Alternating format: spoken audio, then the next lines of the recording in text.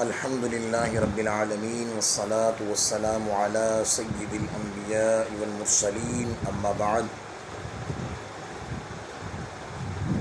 حمد و ثنا کے بعد ناظرین کرام، سلسلہ سوالات و جوابات کے قسط نمبر 5 کے ساتھ حاضر ہیں، اس امید کے ساتھ کہ اللہ تبارک و تعالی اس سلسلے کو ہم سب کے لیے باعث نجات اور باعث مغفرت بنائے۔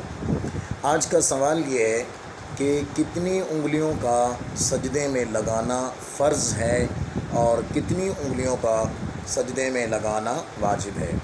تو اس حوالے سے عرض یہ ہے کہ 10 انگلیوں میں سے ایک انگلی کا زمین پر جمانا فرض ہے، جبکہ دونوں پاؤں کی 3 انگلیوں کا سجدے میں زمین کے ساتھ لگانا واجب ہے۔ ایک انگلی کا 10 انگلیوں میں سے ایک انگلی کا انگوٹھا بھی اس میں شامل ہے، جمانا فرض ہے، اور 3 انگلیوں کا زمین پر جمانا جو ہے یہ واجب ہے۔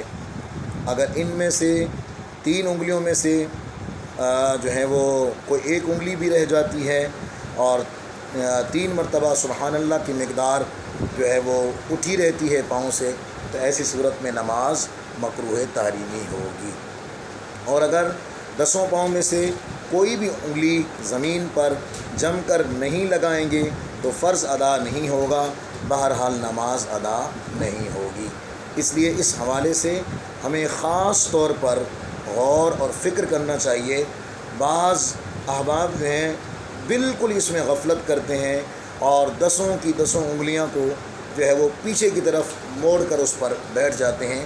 تو یاد رکھیں، کم از کم 10 انگلیوں میں سے ایک انگلی کا زمین پر جمانا فرض ہے، اور اگر فرض رہ جاتا ہے تو ایسی صورت میں نماز نہیں ہوگی۔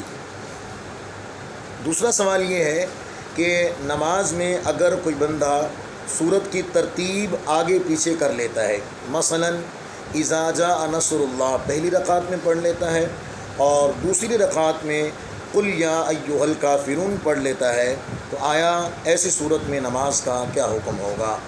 اس کی 2 صورتیں ہیں۔ اگر اس نے یہ عمل بھول کر کیا ہے، ایسی صورت میں گنہگار نہیں ہوگا اور نماز بالکل درست ہو جائے گی۔ اور اگر وہ قصداً اور ارادتاً جان بوجھ کر ایسا کر رہا ہے، ایسی صورت میں وہ گنہگار ضرور ہوگا، لیکن پھر بھی نماز بہرحال ادا ہو جائے گی۔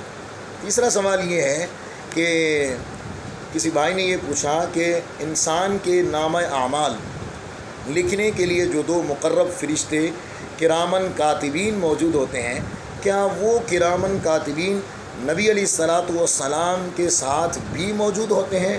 تو اس حوالے سے عرض یہ ہے کہ اللہ تبارک و تعالی نے قرآن پاک میں فرمایا کرامن کاتبین، کہ وہ معزز فرشتے ہیں اور نام اعمال لکھنے والے ہیں، یعلمون ما تفعلون، اور جو کچھ تم کرتے ہو وہ سب کچھ جانتے ہیں اور اسے لکھتے ہیں۔